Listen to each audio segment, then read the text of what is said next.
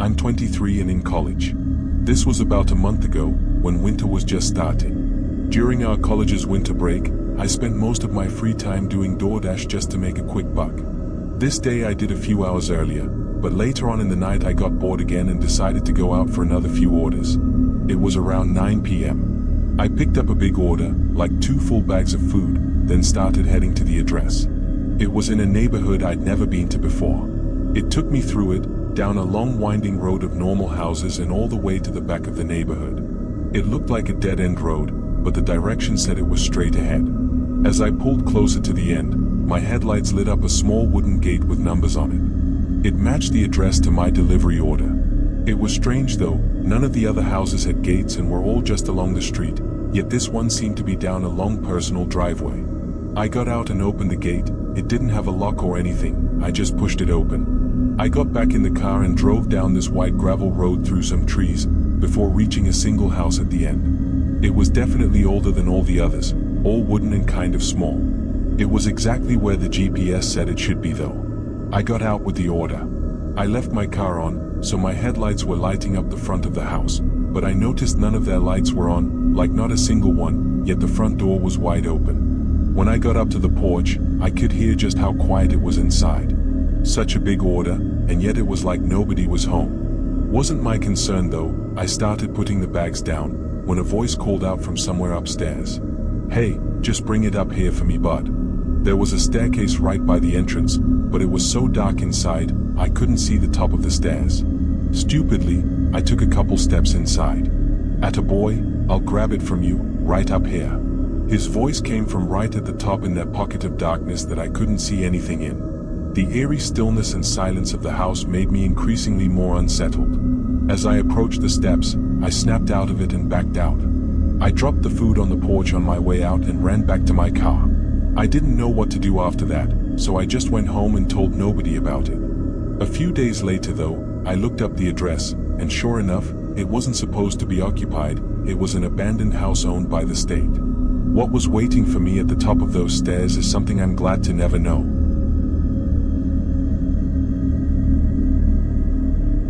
I work at a really trashy bowling alley in my small town. It's one of those family-owned type places, real small and not the best, but in our town it was a regular place a lot of people went to for some reason. I think it was because it was one of the only 24/7 places open for people to hang at. At least it used to be. This was in December. I had the dreaded 10 to 6 shift. It was almost always dead, and this night it was even more so. There was a huge snowstorm rolling through our town. From the time I clocked in and took over for the last shift, not a single customer was there. I spent 2 hours cleaning up all the lanes except for one, just in case a group happened to come in later. I checked out the windows. The parking lot was empty and snow was stacking up. I wasn't sure someone could even drive through the parking lot with all this snow unless a plow truck came through. After a bit, I pulled up a chair to the window and sat down, just looking out and resting, as there was nothing else to do. The place didn't have cameras, let alone anyone to watch them, so taking long breaks on slow days, or even sometimes sleeping, was easy to get away with. Another hour or so went by, when seemingly out of nowhere, there was a loud thud from behind the bowling lanes. I think I was half asleep when it happened, but I jolted up. I got off the chair and walked toward the back room. I really had no clue what that was. Maybe it had something to do with the snowstorm outside. The back room was where all the pins and bowling balls were stored, along with all the machines that run everything. It's basically a long hallway going the full length of the building. When I opened the door, it was completely dark. I didn't hear or see anything at first, until I looked down. There was water going down the hallway in a very clear footstep pattern. My face went pale. "Hello? Who's in here?" I started walking down, calling out a couple more times before I came across something taped to the wall. It was an envelope. In it were pictures, like Polaroids, of me working alone that night. There was some of me cleaning the lanes and just walking around, and one was disturbingly close to me as I was sitting by the window. It looked like they must have only been a few feet behind me. I felt like I was gonna faint. I ran back out the way I came and right to the front desk, dialing 911. I tried waiting for a minute while the silence of the building and the unknowingness of what was going on just started to build up anxiety in me. I ended up running out to my car and waiting in there. Despite the weather, Police actually got there really quick, like in 2 or 3 minutes. Whoever had been stalking me that night left no traces. Of course, the trashy place didn't have any cameras, so there was nothing else to go on. I don't know what that person was trying to do, or if it was just some sick joke or what.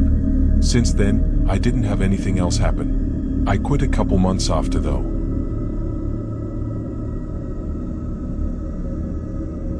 This was at the beginning of March last year. It was still winter, but the snow and cold around here had mostly died down. The ground was still frosted in the mornings most days, but it was just warming up enough for me to start getting back into my outdoor hobbies, hiking, camping, biking, all that sort of stuff that I had to put on hold for the last 3 months. This day, I drove out to a place I'd been to just last fall. I liked it because it was far out and unpopular, just a nice place to relax and enjoy the scenery alone. I parked on the side of the road and hiked down about 45 minutes to the campsite. It wasn't more than a small dirt circle, with a bit of an overlook of the forest. I set my things up. The sun was coming down already. I always liked getting to the campsite late, and just eating and going to sleep right away. I went out to grab some sticks to prep for a small fire, and after that, I walked to the overlook to watch the sunset. I was only sitting there for a little bit, like a minute or so, before I noticed a fire below me. It was down the hill, not too far away, sitting among the trees. I could see it pretty clearly, and what was really strange was that there was nothing else there, no tent, no chairs, and no people around. The campfire was left completely unattended. That was not only really dangerous, but also really odd. It doesn't burn forever, so someone had to have lit it up recently, only to leave it. I thought they'd have to be back at some point, so I sat there and watched it for a while. Probably an hour passed. The sun had fully set, and there were no signs of anyone down there. Strangely, the fire seemed to pick up though, almost like they had put full logs under the sticks so that it would burn longer and larger, like a bonfire. I was getting worried, especially with me being so close. I decided to go down and just check in on it, and maybe put it out myself if nobody else was there. It was only about a 2-minute walk to get there, but with the dark out I had to use my flashlight. Approaching the campfire, it was very quiet. The sound of the roaring flame crackling and flocking in the wind was the only sound. I walked up to it. The flame was already too high and nearly out of control, and yet there were still more logs under it that had yet to light. Who the hell did this? There was no way this was an accident. I started grabbing the wet soil and tossing it on top of the wood. It was working decently, bringing the flame down enough for me to reach under and remove the larger unlit logs. It took a good 5 minutes, but eventually I got it done. It was suddenly so quiet and dark. I turned my flashlight back on and began walking back. I decided I wasn't comfortable staying here, not with whoever was out there. I got back and started packing, and midway through I heard footsteps nearby. I looked out and saw the outline of someone walking up to my campsite. I stood up and faced them. "Hey, did you light that fire?" The person stopped and stood there, maybe 50 yards away, still covered by the dark. "Hello, I see you out there, can you just answer my question?" I yelled again, but got no response. An eerie feeling came over me. I needed to leave now. I kept packing, all the while that person stayed there, watching me the whole time. I finally tossed my bag on my shoulders and started walking. They stayed there for as long as I could see them. I got back to my car and reported it to the police. Everything about that situation is still unknown though. Who was that out there? Were they trying to start a huge forest fire, or had they seen me arrive and for some reason built it to get my attention? Thankfully, I didn't stay to find out.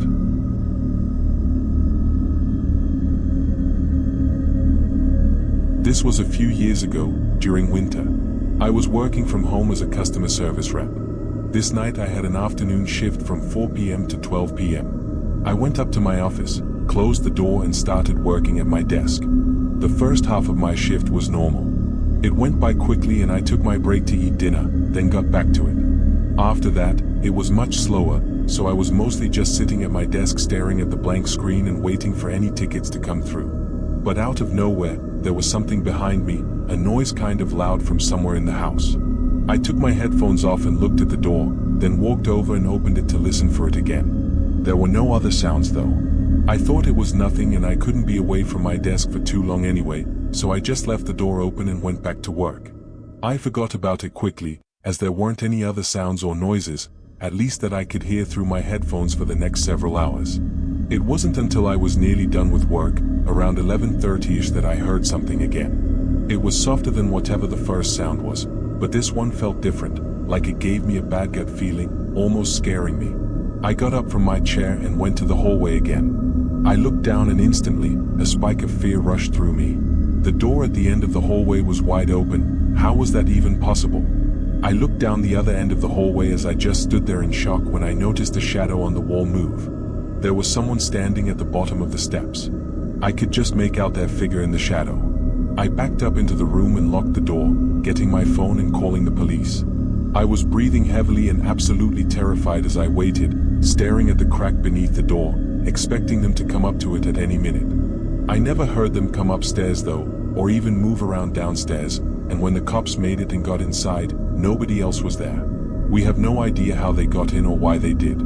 What's horrifying is that I had the door to my office open, so they had to have walked right past me, probably seeing me sitting in there with my headphones on. I don't know what they were doing, but it's been hard to get over it when I have so many questions and uncertainties.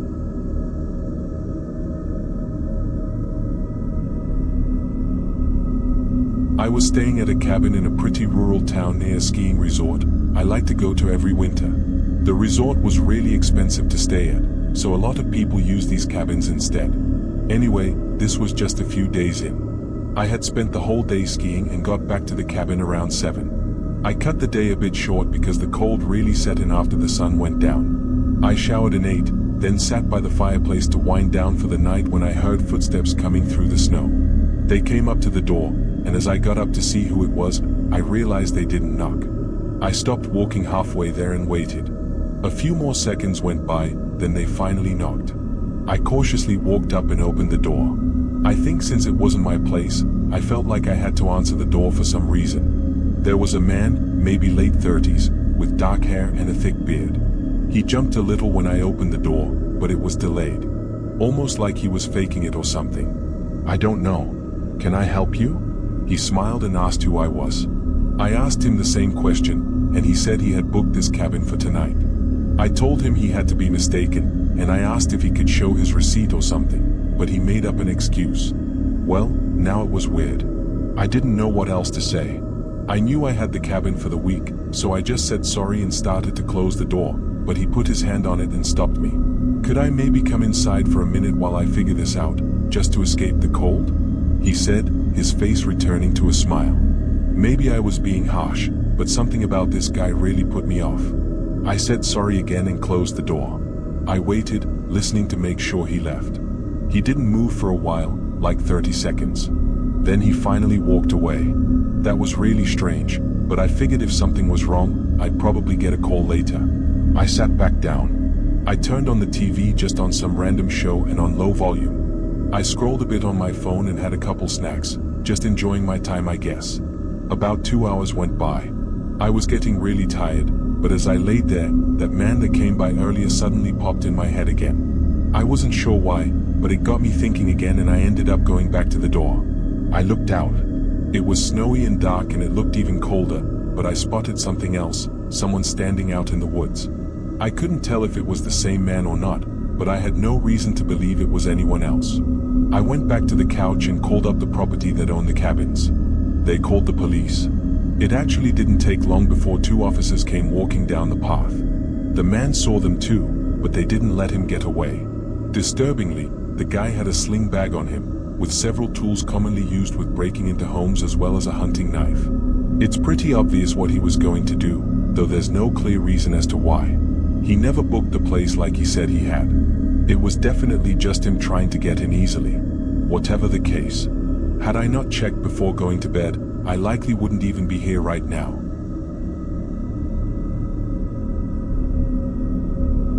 I was driving home from work. It was snowing out, nothing crazy, but enough to be driving slower and more carefully. It was also pretty cold out, freezing temperatures for sure. I got out of the office late this night, probably sometime around 1 or 2 a.m. The roads were quiet and deserted.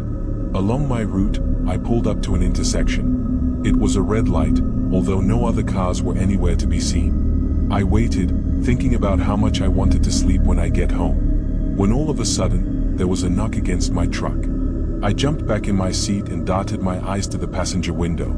It was a woman. I had no idea where she came from, but she was knocking on my window and looking right at me. I rolled it down. She looked young, maybe in her late 20s, and her face looked cold and pale. She apologized and said she really didn't want to bother anyone, but her car broke down a mile back and she tried to walk home, willing to find out how freezing cold it was. She wanted a ride, saying it was only another mile down this road.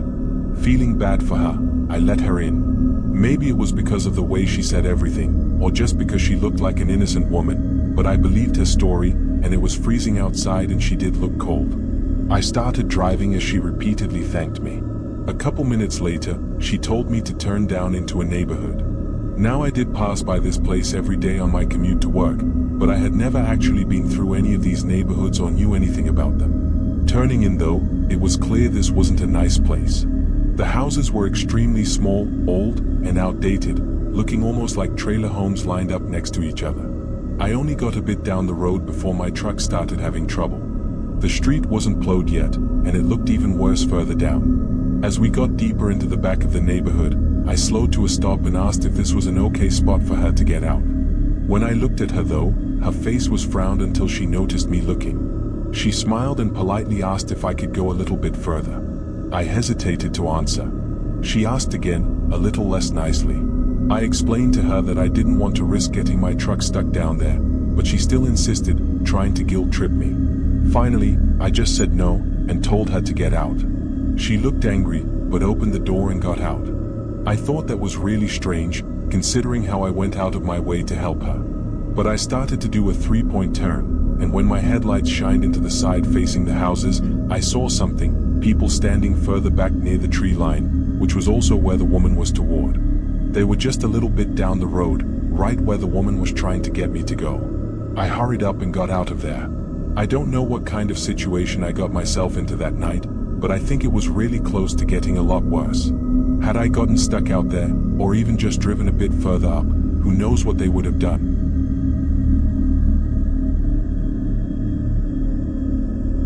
I was at home. As far as I was aware, this was a normal night.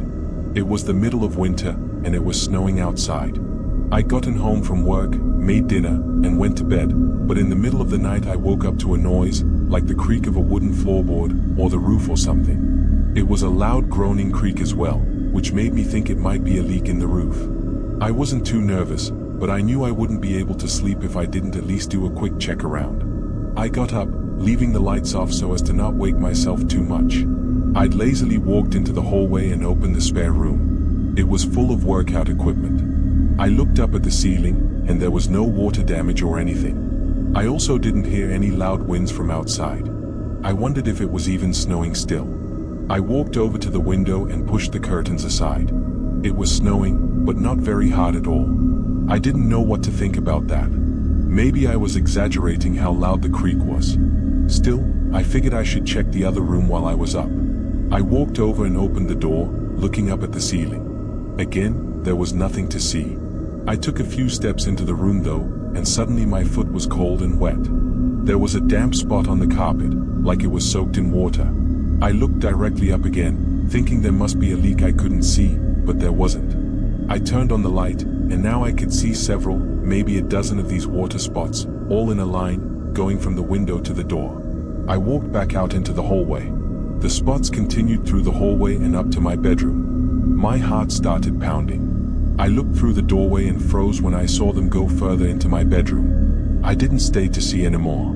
I ran to the kitchen, got my keys, and drove out. By the time an officer came to check my home, nobody was in there. Maybe they had already been gone by the time I woke up, I really don't know. The thought that someone could have been in my room that night, while I was sleeping, still just makes me so uneasy. It was unlikely I wouldn't have stepped in one of those water spots when I walked out of my bedroom though, so maybe they snuck into my bedroom while I was in the workout room, looking out the window, but I don't know if that makes me feel any better. The creak I heard was almost definitely them opening the window and getting in, or I guess it could have also been them leaving. However it happened, and whatever was going to happen, I guess I'll never know.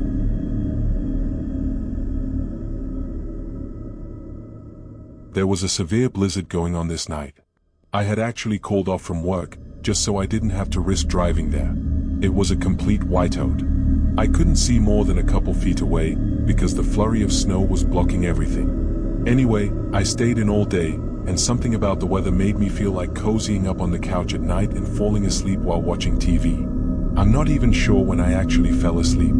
I think it was somewhat early though, like 8 or 9. I woke up very suddenly to someone coughing. It was just one cough, and I couldn't really tell which direction it came from, or how far it was, because I was asleep when it happened. Immediately I noticed how dark it was though, like the whole house was pitch black. I must have been asleep for several hours, but the cough was someone outside my front door, this late at night during a blizzard. I got up and looked out. It was still completely white outside, I couldn't see anything. I was really confused though, had I even really heard something, or was it one of those weird real feeling dreams? I turned around to walk back to the couch, but I caught something in the side of my eye, down the hallway, like something moving. I flicked on the light, I stared down the hallway for a moment. Is someone in here? I nervously spoke. I felt adrenaline building up in me. I still wasn't sure what I saw, but I felt trapped. I couldn't run out into the blizzard, I was stuck inside, maybe with someone else. I quietly walked down the hallway, but before I got to the end, there were several quick thumps, followed by the heavy wind suddenly flying into the house. I turned the corner, the window on the far end of the room was wide open, someone had just run out. It felt like my body shut down for a second, but I ran up and closed the window, then called the police. Every sign and trace of the intruder was already covered up in the blizzard by the time they arrived. There's no saying who they were, or what they were doing in my home.